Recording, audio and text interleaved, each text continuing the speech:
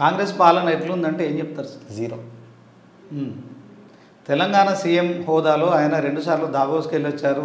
Switzerland, తర్వాత Singapore, Japan, Germany ఇవన్నీ కూడా మరి ఈ విదేశాల్లోకి వెళ్ళి సుమారు 3 లక్షల కోట్ల పెట్టుబడులు తెస్తున్నాం, పరిశ్రమలు వస్తున్నాయని ఇటు ఐటీ శాఖ మంత్రి కావచ్చు, ముఖ్యమంత్రి వీళ్ళంతా కూడా చెప్తున్నారు. ఏం చెప్తారు? సైట్ సీయింగ్ పోయారు వాళ్ళు, ప్రజల డబ్బుతోనే సైట్ సీయింగ్ పోయారు, పిక్నిక్ పోయారు, అంతే తప్ప డబ్బులు తీసుకోవడం కాదు. వాళ్ళ ఒక్క కంపెనీ కూడా రాలేదు. వాళ్ళ మొహానికి 1,78,000 కోట్ల రూపాయల పెట్టుబడి తీసుకొచ్చినామని పెద్ద ఫ్లెక్సీ పెట్టుకున్నారు. అది ఓన్లీ ఫ్లెక్సీలోనే ఉంది. 1,70,000 ఒక్క రూపాయి వచ్చినా కూడా నేను రాజకీయ సన్యాసం చేస్తాను.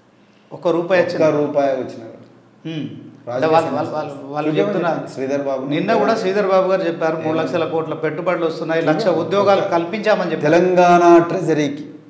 తెలంగాణ ట్రెజరీకి వీళ్ళు ఫారిన్ కంట్రీ పోయిన తర్వాత $1 ఆర్ €1 €1 అంటే అన్ని కంపెనీలతో మేము ఒప్పందాలు చేసుకున్నాం, ఎంఓయూలు చేసుకున్నాం. ఒప్పందాలు పేపర్ మీద నువ్వు నేను కూడా చేసుకుంటాం, అది పెద్ద ఇష్యూ కాదు. ఒప్పందాలు తీసుకొని ఫోటోలు దిగడం కాదు, ఇక్కడ వచ్చి చూపించాలి.